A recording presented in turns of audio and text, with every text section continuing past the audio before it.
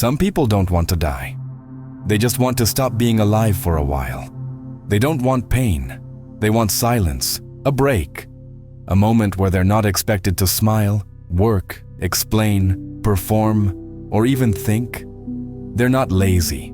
They're exhausted, in a way that has no name, no diagnosis, and no solution.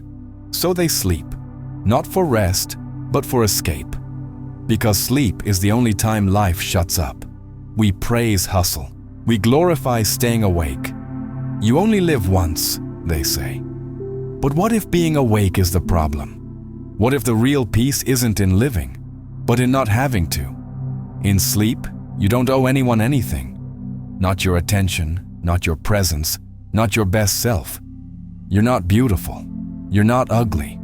You're not a student, a parent, a failure, or a success. You're not anything. And for a few hours, that's not just okay. It's freedom. Think about this. Every single night, billions of people willingly surrender their identity, their body, their consciousness, not because they're weak, but because they're human. Because existence hurts, and sleep is the only way to pause it without consequences. Cioran wrote, "It is not worth the bother of killing yourself, since you always kill yourself too late." That's what sleep offers instead, a temporary suicide with a reset button. No blood, no trauma, no questions, just silence. This isn't poetic, it's biological. When life becomes unbearable, the body knows. It shuts you down. Not because it's broken, but because it's trying to save you. This is why people in depression sleep 16 hours a day. Not because they want to, because it's the only state where life doesn't chase them. Let's stop pretending sleep is just rest. It's not. It's rebellion. It's resistance. It's relief. And it might be the only honest one we've got. Consciousness is not a gift. It's a sentence. You wake up not because you're ready, but because you're obligated. Alarm clocks are not instruments of time. They're sirens dragging you back into a world you never asked to be born into. What we call mourning is just a polite way of describing the return to suffering. Let's be clear. There is no moral victory in being awake. Awareness doesn't make you enlightened. It makes you responsible for answering messages, for being pleasant, for pretending that existence is manageable. Waking up means clocking in to the slow, daily grind of pretending you're okay. Cioran understood this clearly. To live is to be someone else's prisoner. And when you're awake, you are everyone's prisoner. Your boss, your parents, your debts, your body, your history. But when you sleep, no one owns you, not even you. Let's stop glorifying wakefulness. Let's dissect it. Being awake means facing a flood of unsolvable problems. Climate collapse, economic anxiety, loneliness that algorithms can't fix. It means checking your bank account and hoping the number doesn't humiliate you. It means forcing a smile when someone says, "How are you?" And you can't afford the truth. You're not living, you're sustaining damage slowly. Schopenhauer wasn't pessimistic. He was precise. Life swings like a pendulum backward and forward between pain and boredom. And what is daytime, if not the long stretch between those two poles? You either ache for something you don't have, or suffer the emptiness of having nothing to want.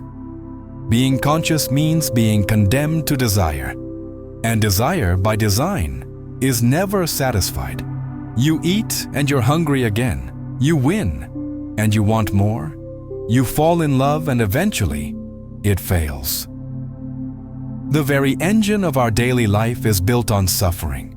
Sleep is the only mechanism that interrupts it without requiring our participation.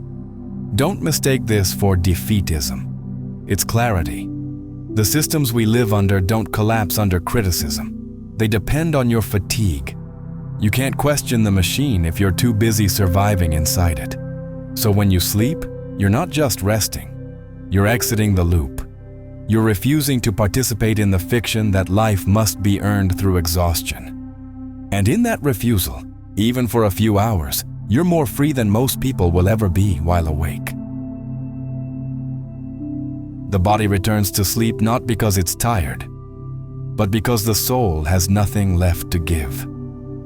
You lie down not just to recover energy, but to evacuate existence. Sleep is not a pause. It is a betrayal of everything the waking world asks of you. And thank God for that. There's a reason sleep is involuntary. If we had to choose it consciously, we'd hesitate. Because falling asleep is a surrender. You lose control, you vanish, you let go. And yet, paradoxically, this is the only moment where you are finally safe. There is no surveillance in sleep, no judgment, no deadlines. Even your own thoughts don't follow you into the depths of unconsciousness. And that's what makes it sacred. Cioran saw it for what it is. Sleep is the greatest invention. It is not a state, it is a continent, a place untouched by ideology, untouched by shame, untouched by the 1,000 humiliations of daylight. And it's free. It requires no permission, no progress, no performance. While the world screams at you to become something, sleep lets you be nothing. Not a dreamer, not a fighter, not a brand, just off. People chase meditation, drugs, sex, fame, all to feel what sleep gives you without effort. Absence. Not numbness, not sedation. Absence. The radical removal of the burden of self. Fernando Pessoa, writing under his heteronym Bernardo Suarez, once said, "Life tires me, and its lack of meaning tires me even more." In sleep, that exhaustion is not healed. It is simply suspended. And in a world that refuses to let you stop, suspension is salvation.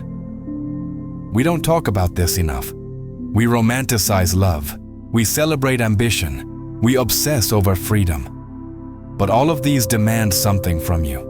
They have terms. Sleep asks for nothing and gives everything. It doesn't care how broken you are. It doesn't care that you failed. It doesn't care if you're ugly, poor, guilty, lost, forgotten. Sleep isn't earned. It just arrives, like a stray animal curling at your feet, asking for nothing but space. And in this, it reveals something brutal about reality. The only place where you are truly untouchable is the one where you no longer exist. In dreams, the dead speak, the impossible breathes, and the unbearable becomes beautiful. What you lost returns. What you feared dissolves. What never existed becomes real enough to touch. No law governs this territory, not gravity, not failure, not time. Why do people cry after dreams? Not because of what they saw, but because of what they remembered was possible. Waking life is a contract signed under coercion. You agree to play by its rules, limitation, effort, delay. But dreams? Dreams are mutiny. Cioran once wrote, "Reality is a creation of our boredom." Dreams, by contrast, are bursts of genius.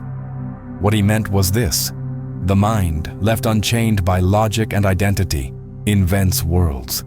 Not better versions of this world, different ones. Realities where grief is reversed, love is safe, and gravity is optional. In dreams, you are not your past, not your regrets, not your body. You can become a bird, a forest, a storm, a stranger. You can talk to someone who's been dead for 20 years. And when you wake, the ache proves it was real enough. This is not escapism, it's correction. Reality is the lie that tells you you're limited. Dream is the rebellion that proves otherwise. Freud reduced dreams to wish fulfillment. Jung saw them as messages from the unconscious. But both missed something Cioran quietly nailed. The reason dreams feel more real than reality is because they are not infected by obligation. In dreams, there's no rent, no aging, no self-consciousness. You are not being watched, measured, edited. You are unreadable. even to yourself. There are people who go to sleep, not to rest, but to return, to a place only they know. A recurring street, a familiar face, a version of themselves that still believes something is possible. That secret world is not fiction. It is therapy, architecture, revenge. Your mind builds it not to distract you, but to remind you that the limits of your waking life are not divine, but designed. Waking up hurts not because you're rested, but because the lie resumes. The weight returns, the edges close in, the fantasy collapses. So what are dreams really? They're not illusions. They are the residue of freedom, the one you were born with and slowly negotiated away for realism, adulthood, and control. In sleep, your body lays still, but your soul runs. And in dreams, it finally gets where it was always meant to go. Some people sleep not because they're tired, but because there's no version of themselves they can bear to be awake with. Sleep becomes the last shelter for the emotionally undocumented. It is not healing, it is hiding. And it works. There are lives so mutilated by reality, so shredded by disappointment, that sleep becomes the most successful form of self-preservation. Not therapy, not religion, not hope. Sleep. People call it laziness, as if exhaustion were a sin and not a symptom. They don't see the full picture. The jobs that devour. The parents that criticize more than they comfort. The shame that no achievement ever seems to wash off. There's no pill for being too conscious of your own failure to belong in this world. So you sleep.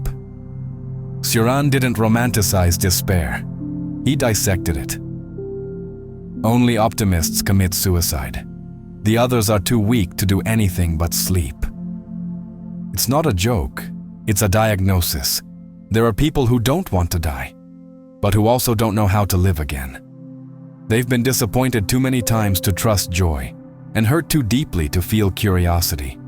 For them, sleep is not the absence of life. It's protection from it.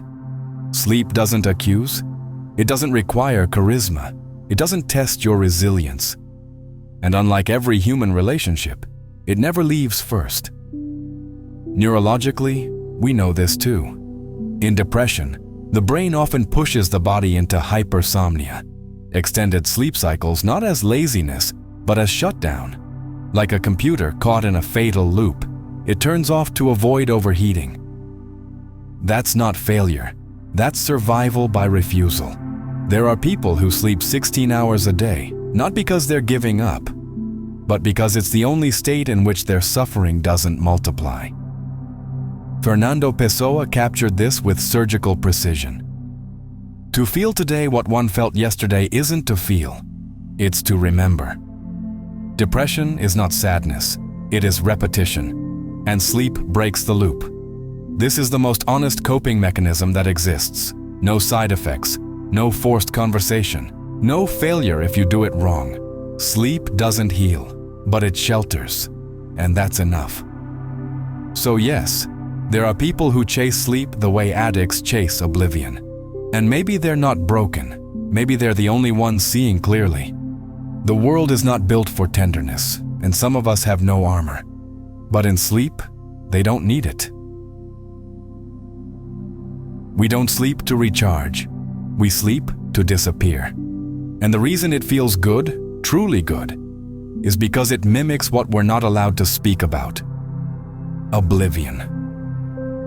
The truth is brutal. Most people aren't afraid of dying. They're afraid of dying without having escaped first. Sleep is the rehearsal for death that doesn't ask you to die. And most nights that's more than enough. You lose your name. You lose your body. You lose time. 8 hours pass, and you are nowhere. And strangely, that absence becomes the most peaceful thing you'll feel all day. Cioran, with his genius for discomfort, wrote, "We are born to sleep and dream our lives away. The rest is vanity." He wasn't being poetic. He was being exact. In Greek mythology, Hypnos, the god of sleep, and Thanatos, the god of death, were twin brothers. They come from the same womb. One gives you silence for a night, the other gives you silence forever. And when you strip away fear, that's all death is. An uninterrupted sleep with no alarm. People think death is terrifying because it's permanent. But what if permanence is mercy? What if our real fear is that we'll have to keep waking up again and again into a life that never quite feels like it fits? Waking up is a return to noise, gravity, identity, bills, guilt, memory. Sleep is the only time you vanish without consequence. And that vanishing is the cleanest feeling we have. Even science admits this, quietly. During deep sleep, the brain's activity slows to near nothing. No thoughts, no dreams, no language. You are still alive, but you've exited the program. The screen is off, but the machine hums. And it's here, in this neurological silence, that the body reveals its truth. It doesn't crave stimulation, it craves cessation. Fernando Pessoa wrote, "To be nothing, that's the true ambition. In sleep, that ambition is fulfilled. Briefly, quietly, without shame. The world tells you that purpose is found in striving, building, enduring. But sleep tells a different story, that perhaps the highest peace is found not in being more, but in being less, until you are nothing. And the strange, terrifying beauty of it is this. You've already experienced your own death 1,000 times, and every time, you called it sleep." If this video meant something to you, if in some quiet way it made you feel seen, understood, or less alone in the noise, then you've already done more than enough just by being here, watching, listening, feeling. That's real support. And I see it. I feel it. But if you want to go one step further, to help this kind of content keep existing in a world that rarely gives space for honesty, becoming a channel member or using super thanks is one of the most powerful ways to do it. It's not just about money. It's about saying, "This matters. I want more of this. I believe in this." As a member, you'll get exclusive content, early access, priority responses, but most importantly, you'll become part of the small group keeping this conversation alive. The ones who don't just watch from a distance, but step forward and say, "I'm in." Still, never forget, just by watching, sharing, and staying with me until the end, you've already helped more than you know. But if you feel this space is worth preserving, if it's helped you survive a hard night, or think a little differently about life, then I invite you to support it. Help me protect this corner of honesty in a world drowning in noise. Thank you for being here, for real.